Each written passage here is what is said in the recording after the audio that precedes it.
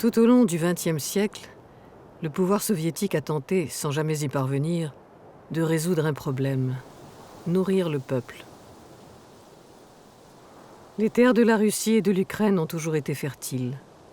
On les appelait le grenier à blé de l'Europe. Pourtant, de tout temps, la population y a souffert de la faim. À l'issue de la Révolution d'octobre, le nouveau pouvoir des soviets va s'attacher à réorganiser l'agriculture et à introduire les derniers progrès de la science. Des scientifiques, on attend des miracles. Parmi les hommes chargés d'accomplir ces avancées prodigieuses, il y en a deux. L'un, Nikolai Vavilov, est un botaniste. L'autre, Trofim Lysenko, est un agronome. La confrontation entre ces deux hommes nous raconte l'échec le plus dramatique de l'histoire de l'URSS. L'incapacité du régime soviétique à nourrir sa population.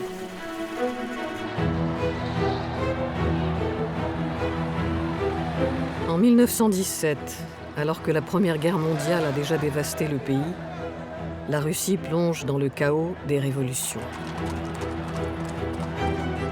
Les soldats russes reviennent du front, et ce n'est pas la paix qui les attend, mais une autre guerre, la guerre civile.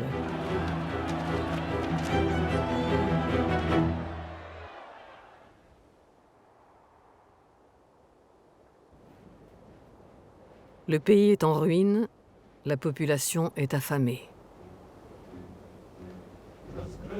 La priorité de Lénine est d'approvisionner en urgence l'armée rouge et les villes. Il décrète le communisme de guerre, dont l'une des premières mesures est la réquisition des productions agricoles. Les détachements armés sillonnent les campagnes pour contraindre violemment ceux qui refusent de livrer leurs récoltes.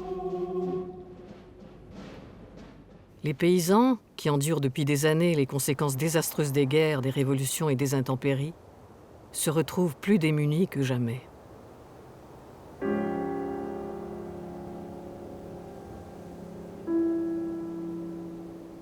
En 1921, la famine s'abat sur le pays. 40 millions de personnes souffrent de la faim. C'est la première grande famine qui touche le territoire de la Russie soviétique. Elle emporte avec elle plus de 5 millions de vies.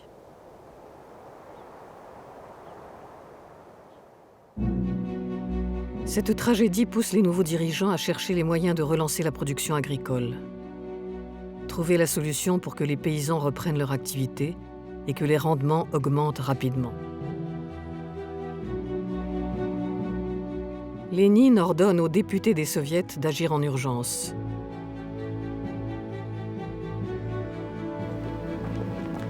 En décembre 1922, lors de leur congrès, les députés décident de créer un institut d'État à Petrograd pour mettre la recherche scientifique au service des pratiques agricoles. À cette époque, le scientifique capable de mener à bien ce gigantesque projet est le botaniste et généticien Nikolai Vavilov.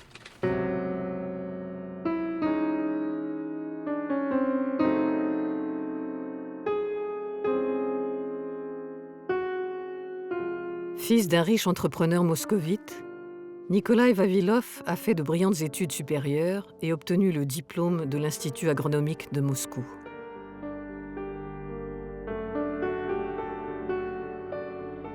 Avant la Première Guerre mondiale, à l'âge de 26 ans, il a arpenté pendant 2 ans l'Europe occidentale. Il a rencontré les plus grands noms de la biologie et de la botanique.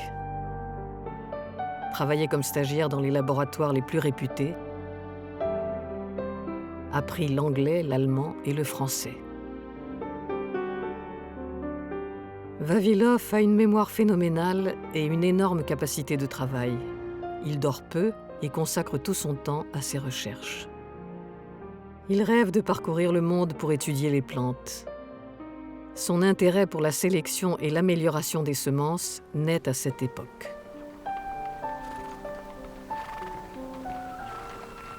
L'opiniâtre volonté du jeune chercheur donne ses résultats. En 1916, Vavilov obtient des subsides pour entreprendre sa première expédition scientifique en Iran et dans les montagnes du Pamir en Asie centrale. L'expédition est périlleuse. Il faut affronter des glaciers menaçants et des sentiers étroits. Mais rien n'arrête Vavilov. À 2000 mètres d'altitude, il découvre une vallée qui regorge de blé. Ce blé dépasse nos espoirs les plus fous. Et il y a un seigle gigantesque, haut de plus de 1 mètre, avec des chaumes-tiges, de gros épis et de gros grains. Ce seigle extraordinaire est une plante endémique.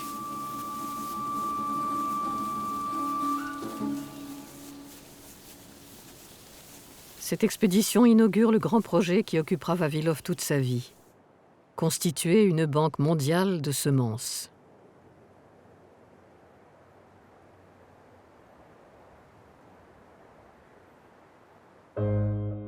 Vavilov parcourt les 5 continents. Des Caraïbes à l'Abyssinie, de la Chine au Maghreb en passant par l'Arabie et l'Afghanistan. Partout, il va tenter de comprendre l'histoire des plantes cultivées et de retrouver leurs formes ancestrales. Vavilov est un visionnaire.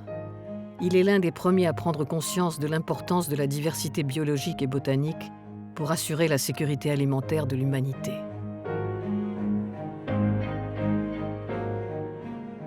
Depuis les 4 coins du monde, il envoie en Russie des dizaines de colis contenant des graines et des plantes recueillies en milieu sauvage comme dans des zones cultivées.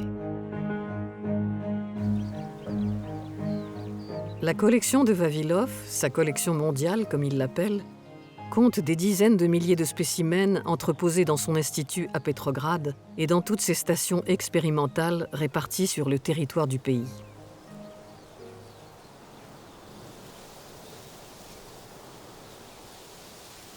Grâce à cette multitude de semences, les chercheurs soviétiques entament des expériences pour créer de nouvelles espèces végétales. Ces travaux demandent beaucoup de temps. Mais ce temps, le nouveau pouvoir ne l'a pas.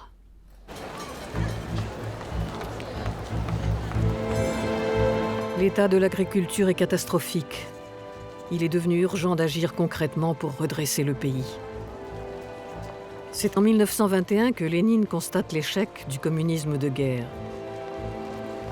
Il lance la nouvelle politique économique, la NEP. On supprime les réquisitions, on privatise les terres et on rend aux paysans le droit de vendre ses produits sur les marchés. Les résultats sont immédiats. La production agricole redémarre.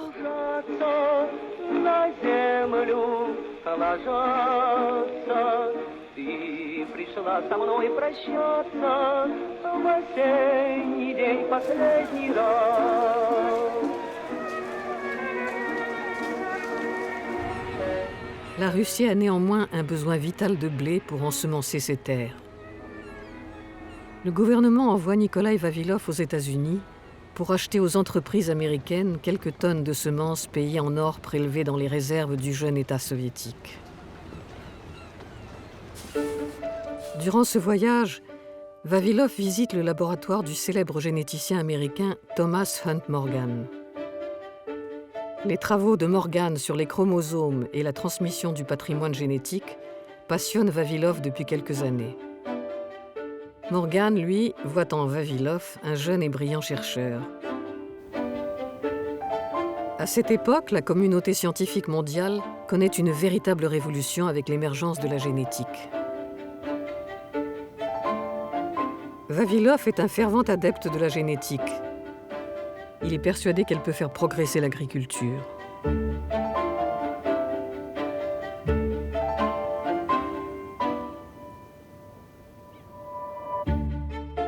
Il compte importer en Russie les dernières découvertes des généticiens pour les appliquer dans l'Institut de culture des plantes qu'il dirige à Petrograd.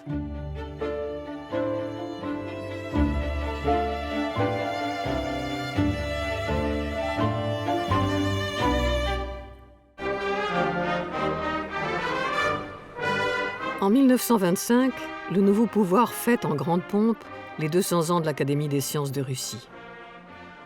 Les contacts avec les scientifiques étrangers, qui ont été rompus pendant la Révolution, sont rétablis. La science russe est à nouveau à l'honneur dans les congrès internationaux. Nikolai Vavilov, chef de file de la biologie soviétique, est aux anges. Il croit fermement en une science unique, globale, mondiale.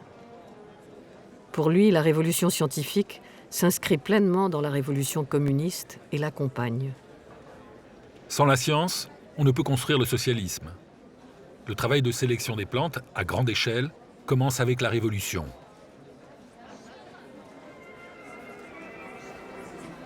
Vavilov apparaît désormais comme la figure emblématique de la science soviétique. Il est une référence mondiale dans l'univers des recherches génétiques et botaniques.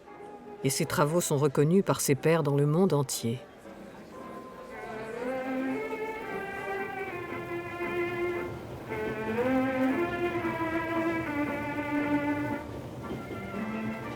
Le 7 août 1927, le journal La Pravda publie le portrait d'un dénommé Trofim Lysenko.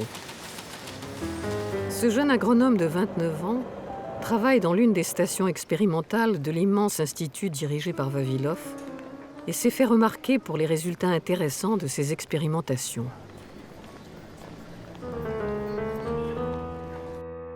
Le journaliste décrit un personnage original qui fait visiter ses plantations les pieds nus. En regardant Lysenko, on ressent quelque chose comme une rage de dents. C'est un homme maussade, il a le verbe rare et le visage ingrat. Il regarde par terre avec un air sombre, comme s'il cherchait à achever quelqu'un. Le correspondant de la Pravda est intrigué. Et malgré sa description peu flatteuse, il fait l'éloge de ce fils de paysan qu'il surnomme le professeur aux pieds nus. En Union soviétique, la simple mention d'un nom dans la Pravda peut changer un destin, en bien ou en mal. Ce jour-là, au-dessus de la tête de Trofim Lysenko, une étoile se lève.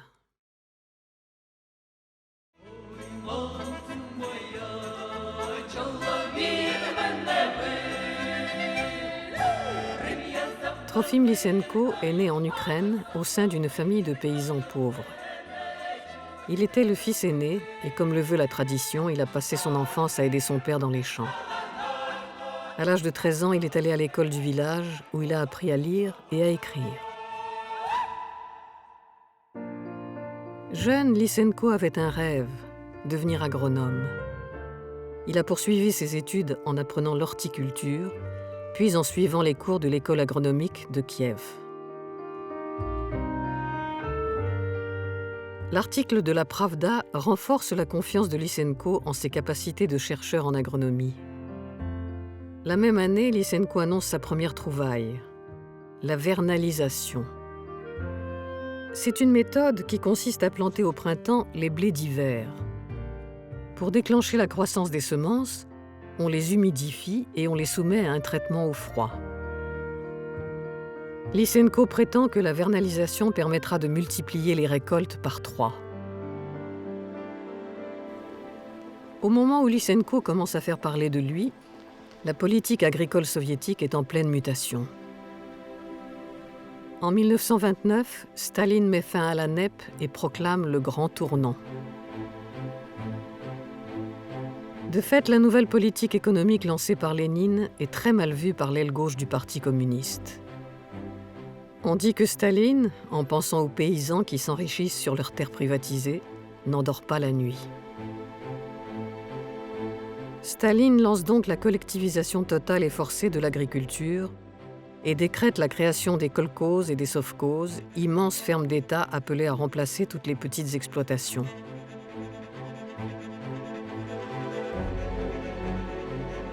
Nikolai Vavilov, à la tête de son institut, est enthousiaste.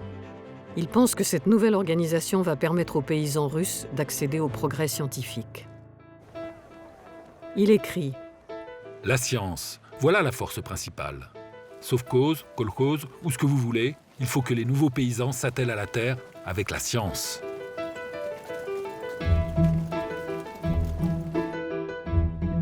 La pression des politiques sur les sélectionneurs et les chercheurs en agrobiologie se fait de plus en plus forte. On exige d'eux des résultats rapides pour augmenter les rendements. Dans ce contexte, la personnalité de Trofim Lysenko séduit les dirigeants. C'est l'homme prodige qui promet de multiplier les récoltes grâce à sa fameuse découverte, la vernalisation. La mise en œuvre de cette découverte jouera un rôle primordial dans notre développement, annonce le communiqué du commissariat à l'agriculture.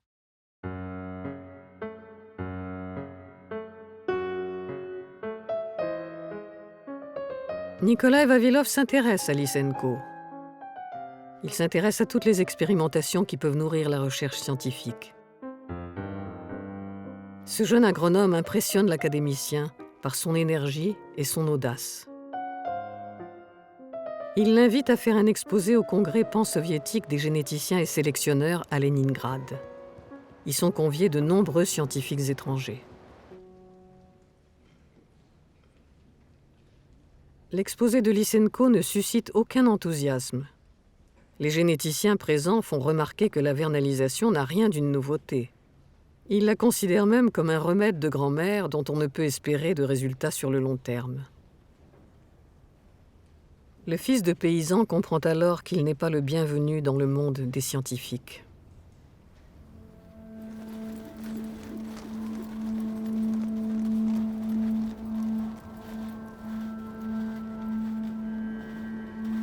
Dans les campagnes, les premiers effets de la collectivisation forcée commencent à se faire sentir. Et ils sont catastrophiques.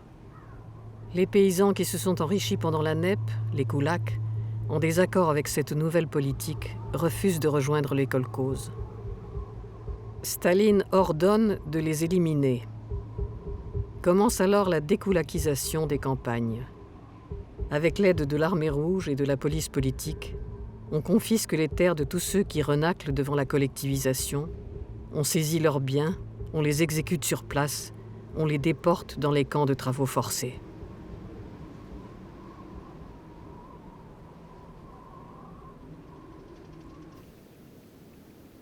En 1932, la terrible famine refait son apparition. L'Ukraine, la Biélorussie, le Caucase du Nord, le Kazakhstan, l'Oural, la Sibérie occidentale. Tous les territoires de l'URSS sont touchés. Cette fois, plus de 60 millions de personnes ont faim. Cette nouvelle grande famine fera entre 6 et 8 millions de morts. Conséquence directe de la collectivisation forcée, elle est complètement occultée par le régime. Staline cherche des coupables à incriminer. Qui a échoué à créer des semences résistantes aux intempéries? Qui est incapable d'augmenter les rendements? Pour lui, les responsables sont les scientifiques.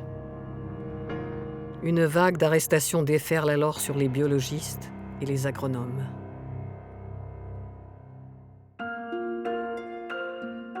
Vavilov, lui, est épargné. Pour l'instant, il est intouchable. Il préside l'Académie des sciences agronomiques. Il jouit d'un immense prestige international. Il est considéré comme un chercheur de tout premier plan. Autant de qualités qui nourrissent la haine de Staline. Vavilov incarne tout ce que Staline déteste. C'est un scientifique indépendant, il est d'origine bourgeoise, il a des amis partout dans le monde. Lysenko, lui, n'a aucun de ces défauts. Il représente tout ce que Staline apprécie. C'est un paysan, un authentique prolétaire. Son langage est simple, ses idées sont accessibles, et contrairement aux scientifiques, il promet des résultats immédiats. Partout dans le pays, on commence à mettre en pratique la méthode de la vernalisation.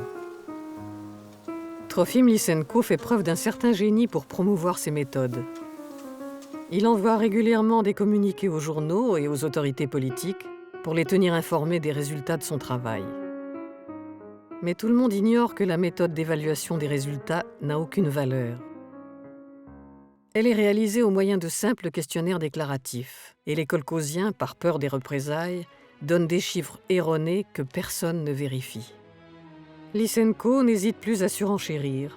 Chacune de ses promesses grandioses renforce sa position.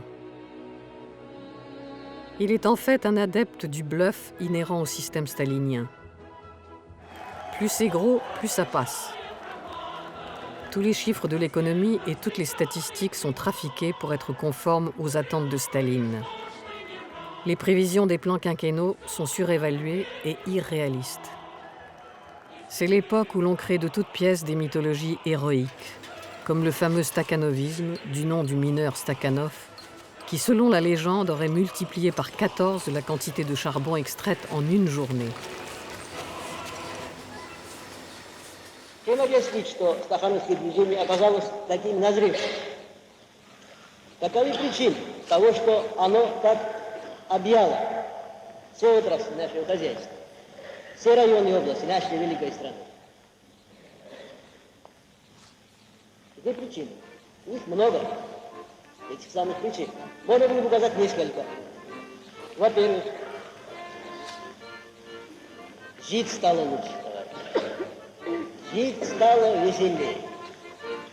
Звонки, как птицы, одна за другой, песни летят над советской страной. Здесь темноте городов и полей, жить стало лучше, жить стало веселей. Здесь темноте городов и полей, жить стало лучше, жить стало веселей.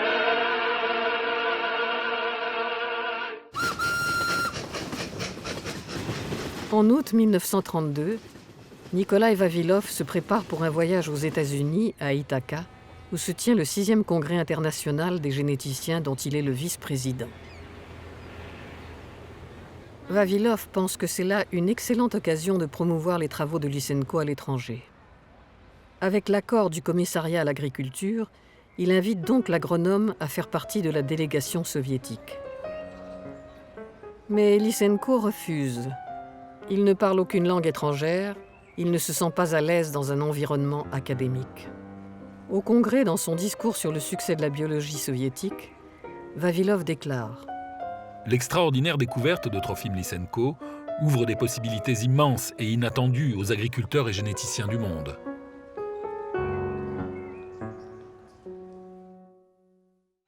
Pourquoi, malgré la réticence et l'incrédulité des scientifiques, Vavilov continue-t-il à soutenir Lysenko? Pourquoi admire-t-il son travail et encourage-t-il ses expériences? Le traitement des semences proposé par Lysenko change leurs caractéristiques. Elles résistent mieux au gel. Or, les variétés de blé que Vavilov a ramenées des pays chauds pour enrichir la collection de l'Institut sont très sensibles aux basses températures. Elles ne poussent pas dans les régions froides de Russie.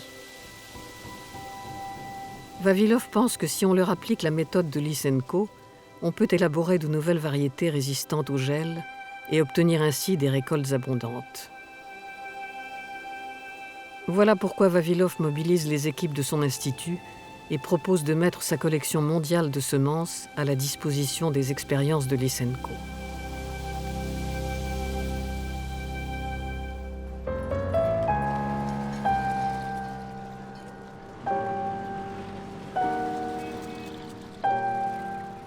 Un homme va propulser la carrière de Lysenko vers les sommets.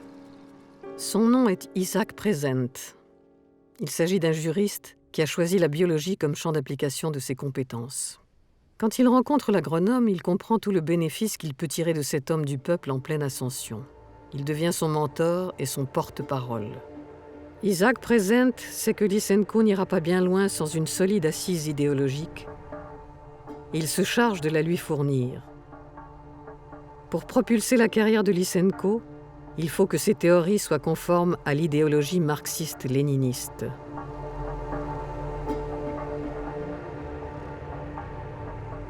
Au même moment, Staline reçoit un rapport des services secrets sur plusieurs biologistes et agronomes soviétiques.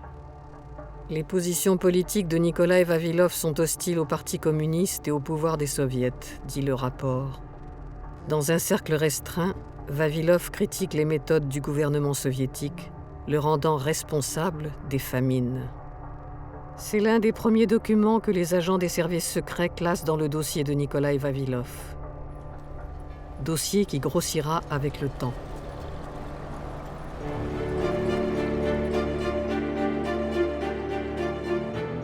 Le 15 février 1935 à Moscou se tient le 2e congrès des kolkhoziens modèles. Lysenko est invité à prononcer un discours. Il monte à la tribune, regarde la salle. Derrière lui siège tout le gratin du pouvoir soviétique, le camarade Staline en tête. Son discours devait porter sur la vernalisation. Il prend soudain une toute autre tournure, directement inspirée par Isaac Prezent. Les koulaks parasites existent dans les kolkhozes, mais pas uniquement. Vous, les kolkhoziens, vous savez les reconnaître. Mais dans le milieu des scientifiques, il existe aussi des koulaks parasites. Ils sont tout aussi dangereux. Pour défendre la vernalisation auprès de ces pseudo-savants, il ne faut pas hésiter à verser le sang et à porter des coups. L'ennemi de classe est toujours un ennemi, qu'il soit scientifique ou pas. Недаром, товарищи, я пожалел, и довольно искренне пожалел своих кровных врагов, которые на каждом шагу и теперь боятся поставить. Это буржуазных ученых. À cet instant, son discours est interrompu. Quelqu'un s'écrie « Bravo, camarade Lysenko, bravo !» C'est la voix de Staline qui se lève et se met à applaudir. Une seconde plus tard, une formidable ovation emplit la salle du palais du Kremlin. Le discours de Lysenko est conforme à la ligne du parti. À cette époque, en URSS, toute activité humaine, quelle que soit sa nature, doit se faire au nom de l'idéal communiste. Sculpter, écrire, jouer aux échecs, tout.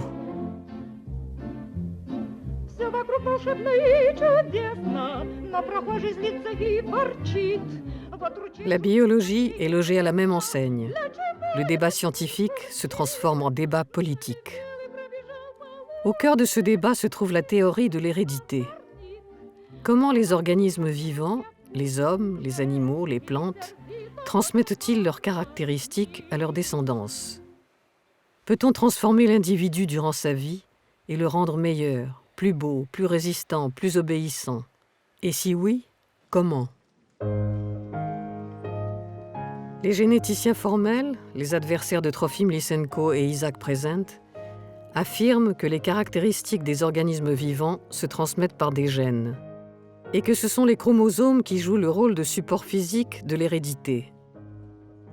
Les gènes des organismes vivants restent stables, ils ne changent pas, même si leur environnement change.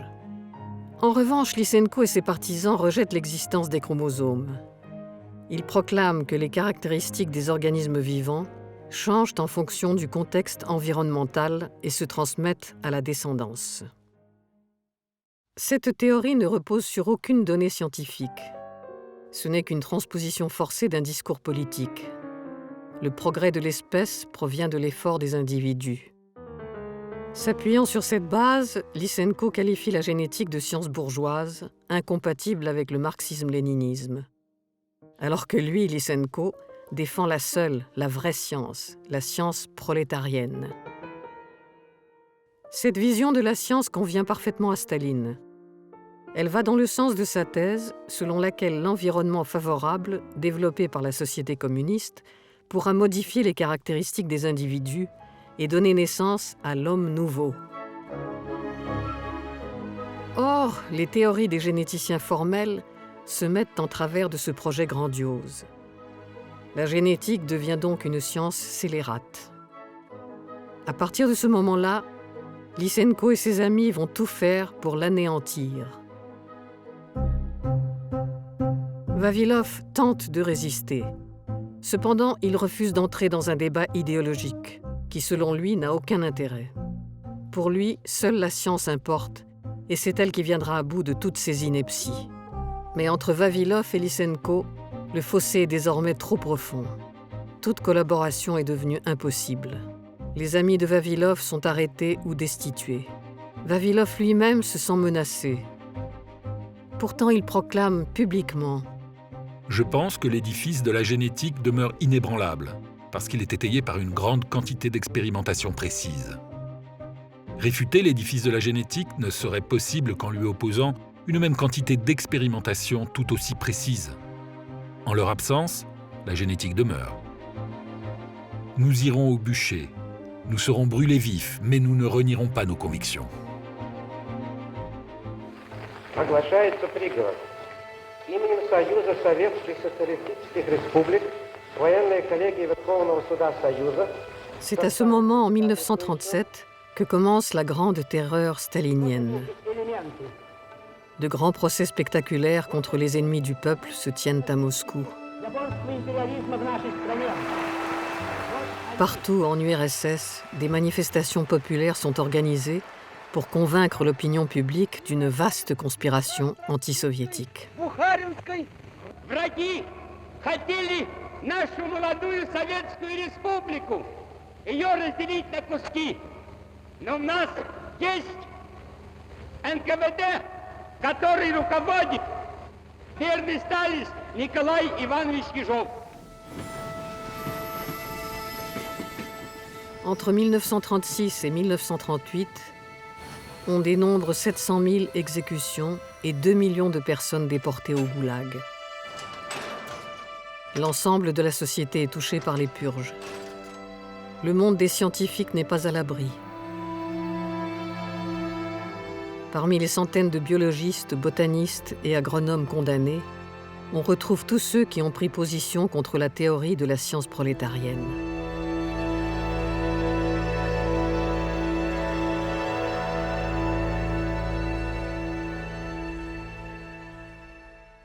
Alors que Vavilov est de plus en plus isolé, Lysenko, lui, est en pleine ascension.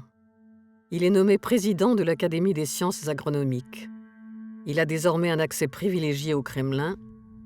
Il persuade Staline que Vavilov constitue une entrave pour l'agriculture socialiste. Le 20 novembre 1939, Staline convoque Nikolaï Vavilov au Kremlin à 10 h du soir.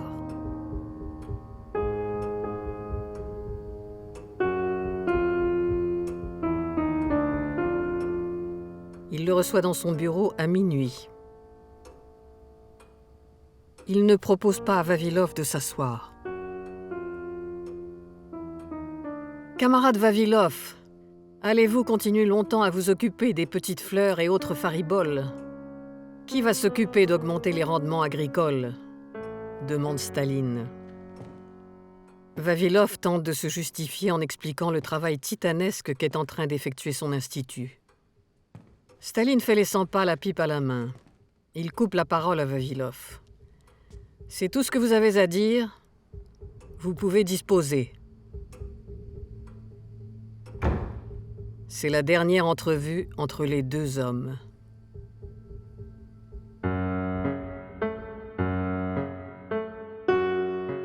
L'année 1939 est celle du pacte germano-soviétique. Ribbentrop, le ministre des Affaires étrangères du Reich, vient à Moscou pour signer cet accord de non-agression entre les deux puissances.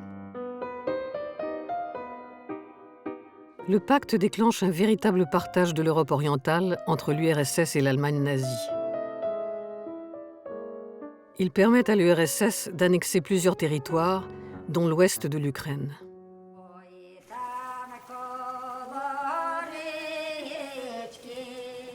Ces régions sont réputées fertiles. Et dès 1940, le commissariat à l'agriculture envoie ses scientifiques évaluer les nouvelles terres et planifier leur exploitation. Nikolaï Vavilov est désigné comme chef d'expédition pour l'Ukraine de l'Ouest. Il est heureux de retrouver enfin son activité préférée. En arrivant, il admire les champs de blé qui s'étendent à perte de vue. Il est complètement fasciné. Tous les 5 kilomètres, il demande une pause. Sans attendre l'arrêt de la voiture, il court vers les champs pour remplir des petits sacs en tissu d'échantillons de blé, d'orge et d'avoine.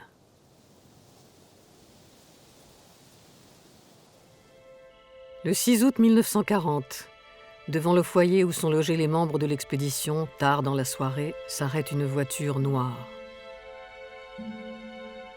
2 personnes en sortent. Elle s'approche de Vavilov et l'informe qu'il est attendu à Moscou pour une affaire urgente. Vavilov s'installe dans la voiture qui démarre. Plus personne ne le reverra en homme libre. Vous êtes arrêté en tant que membre actif d'une organisation de sabotage de l'agriculture soviétique et espion au service d'agences de renseignement étrangères. Reconnaissez-vous votre culpabilité ? Celui qui parle est le lieutenant-chef Khvat, un homme dont Beria, chef des services secrets, apprécie tout particulièrement l'efficacité. Khvat est chargé du cas Vavilov. Il l'interroge pendant près d'1 an. Chaque interrogatoire commence par la même question. « Qui es-tu ? » « Je suis l'académicien Vavilov. »« Tu n'es pas académicien. Tu n'es qu'un tas de merde. » réplique le lieutenant-chef. 11 mois plus tard, Vavilov finit par craquer et fait des aveux. Des aveux naturellement fictifs. Je reconnais que depuis 1930, je suis membre d'une organisation anti-soviétique au sein du commissariat à l'agriculture de l'URSS. Le 9 juillet 1941, 17 jours après que l'armée d'Hitler a pénétré sur le territoire de l'Union soviétique, le collège militaire de la Cour suprême condamne Nikolai Vavilov à la peine de mort par fusillade.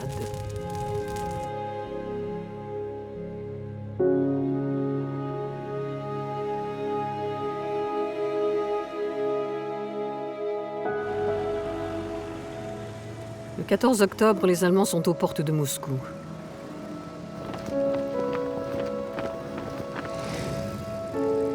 Le gouvernement décide d'évacuer en urgence tous les prisonniers importants. Parmi eux, Nikolai Vavilov. Il est transféré à 700 km de Moscou, dans la ville de Saratov. Les 2 années qui suivent, Vavilov les passe en cellule dans l'antichambre de la mort. Le 23 janvier 1943, à l'âge de 56 ans, Nikolai Vavilov, l'homme qui voulait nourrir l'humanité, meurt de faim et d'épuisement dans la prison de Saratov.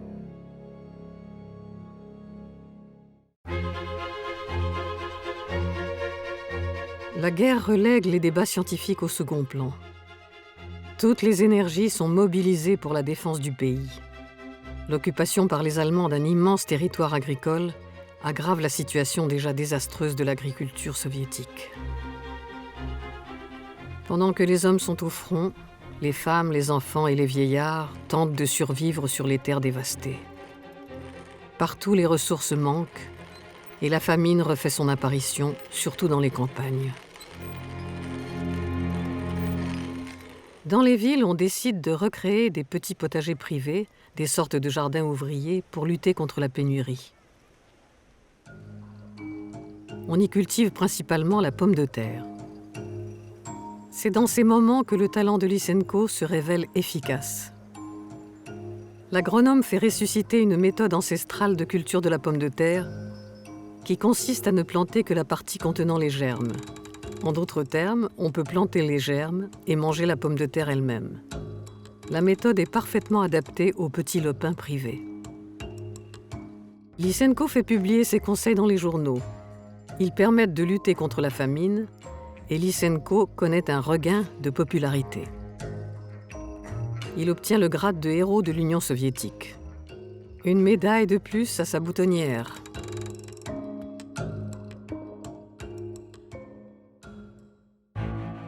La victoire de 1945, la fin de la Grande Guerre patriotique, comme on l'appelle en URSS, est une courte parenthèse dans la longue nuit stalinienne.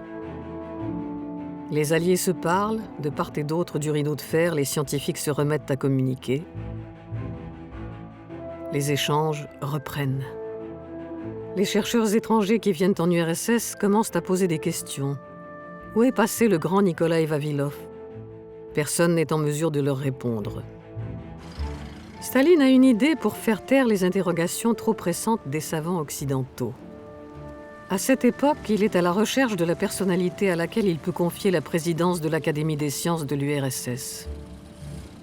Il décide de proposer ce poste très prestigieux à un scientifique de tout premier ordre, le physicien Sergueï Vavilov, qui n'est autre que le frère cadet de Nikolai Vavilov.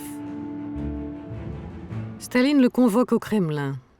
Après un préambule sur ses mérites, il annonce « Camarade Vavilov, pour des raisons politiques, le Politburo a décidé de vous proposer le poste de président de l'Académie des sciences. » Sergueï Vavilov est désemparé. Staline n'attend pas sa réponse, il ajoute « Avez-vous une demande à formuler auprès du gouvernement soviétique ?» Sergueï Vavilov hésite, puis il se lance. « Camarade Staline, j'aimerais avoir des nouvelles de mon frère Nikolai. » Staline décroche son téléphone et après une courte conversation, il prononce ces quelques mots en regardant Sergueï Vavilov dans les yeux. « Quand je pense qu'ils ont anéanti un savant d'une telle envergure. »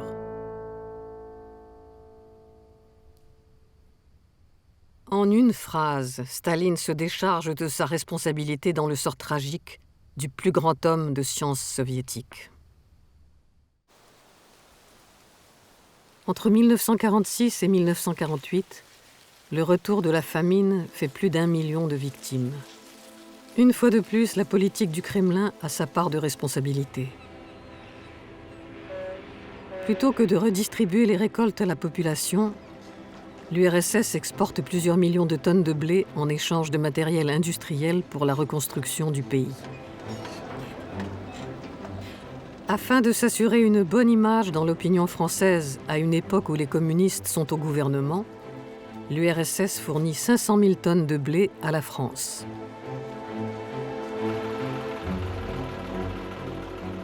Par ailleurs, en ce début de guerre froide et dans la crainte d'un nouveau conflit armé, l'URSS stocke des millions de tonnes de blé. Une grande partie de ces réserves stratégiques pourrit dans les entrepôts et ne sera jamais consommée par un peuple qui meurt à nouveau de faim dans le secret le plus absolu.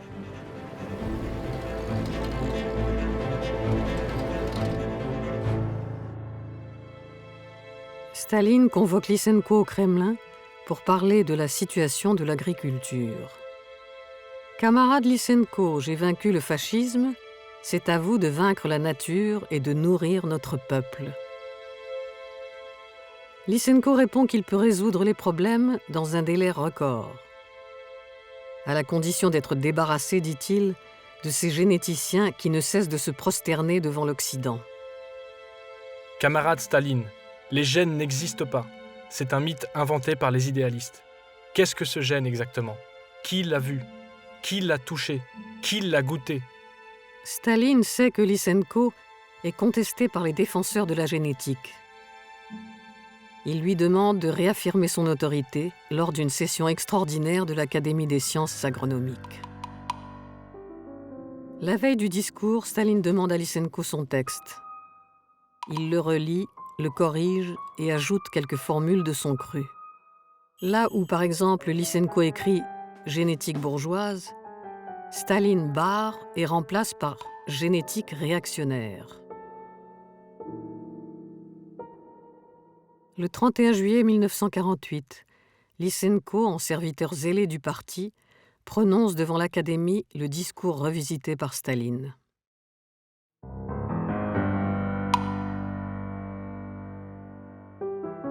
Ce jour-là, en URSS, la génétique a cessé d'exister. Ce jour-là, Trofim Lysenko est confirmé comme maître incontesté de l'agronomie soviétique.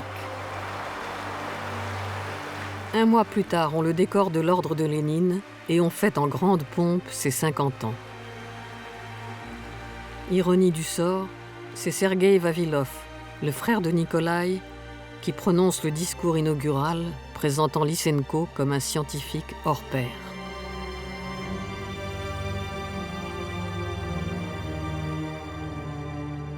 Mais les discours honorifiques ne suffisent pas à répondre à la question qui reste toujours cruciale.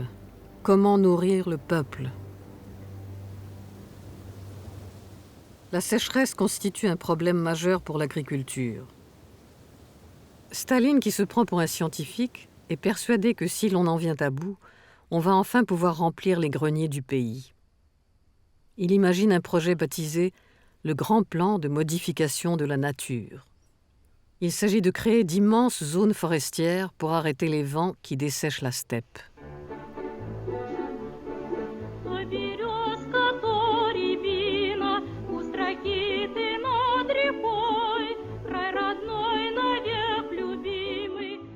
Le chantier est colossal.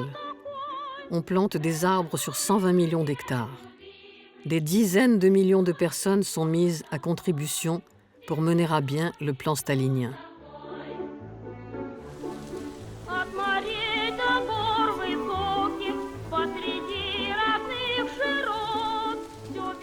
Pour ce faire, Staline a un allié, Lysenko. L'agronome sort de son chapeau une méthode de son cru. Il s'agit de planter les arbres les uns à côté des autres, en groupes très serrés, afin d'accélérer leur pousse. Les kolkhosiens sont ainsi contraints d'abandonner leur technique ancestrale.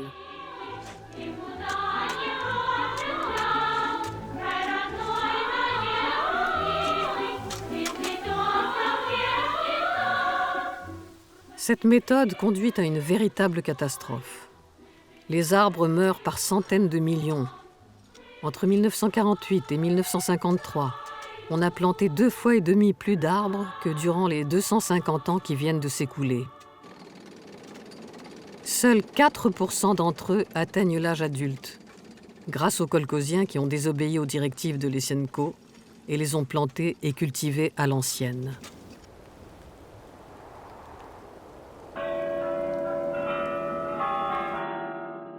Говорит Москва. Дорогие товарищи и друзья. Le 5 mars 1953, Staline meurt.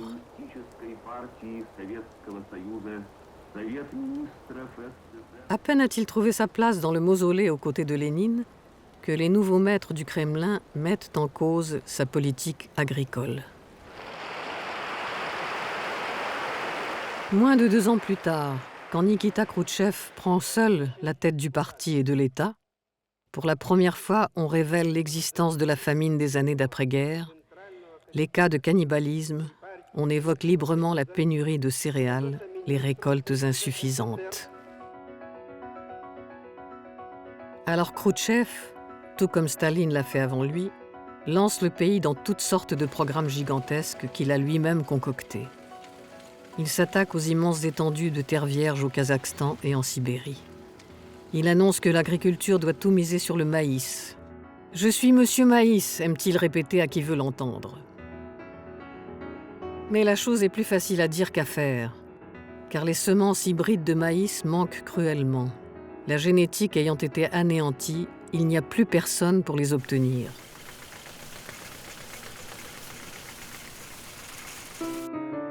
Nikita Khrouchtchev montre du doigt les dirigeants de l'Académie des sciences agronomiques. Trofim Lysenko vacille sur son piédestal. En avril 1956, il est officiellement déchargé de ses fonctions de président de cette académie.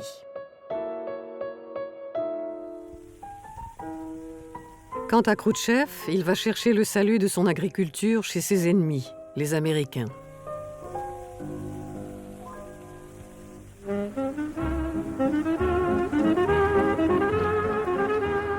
En effet, Khrouchtchev est fasciné par les succès obtenus par un fermier américain du nom de Roswell Garst. Lors de son fameux voyage de 1959 à travers l'Amérique, il s'arrêtera dans la ferme de Garst.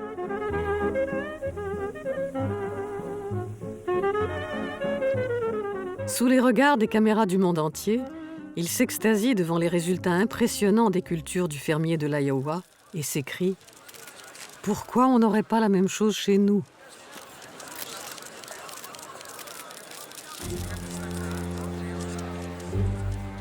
Pourtant, les programmes ambitieux de culture intensive de Khrouchtchev ne donneront aucun résultat. Durant les années qui suivent, l'URSS achète chaque année aux Américains et aux Canadiens d'énormes quantités de blé et de maïs.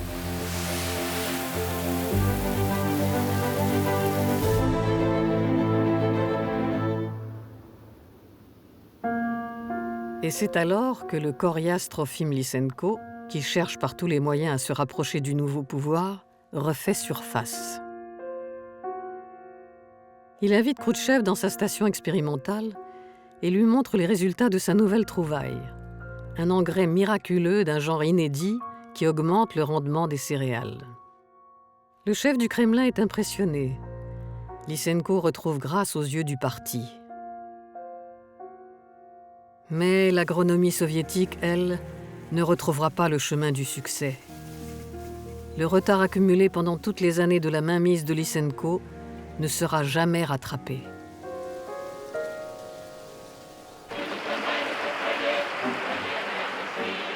En octobre 1964, le comité central du parti destitue Nikita Khrouchtchev. Dans sa chute, Khrouchtchev entraîne ses alliés. Parmi eux, Trofim Lysenko. Jusqu'en 1976, l'année de sa mort, le professeur aux pieds nus, retiré dans sa ferme expérimentale des environs de Moscou, poursuivra ses recherches dans l'indifférence générale.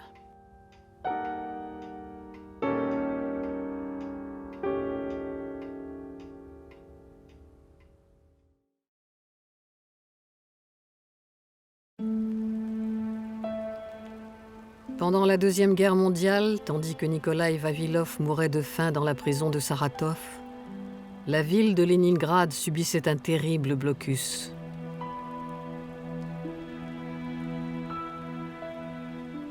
Le siège a duré 872 jours et a emporté la vie de près d'1 million de personnes.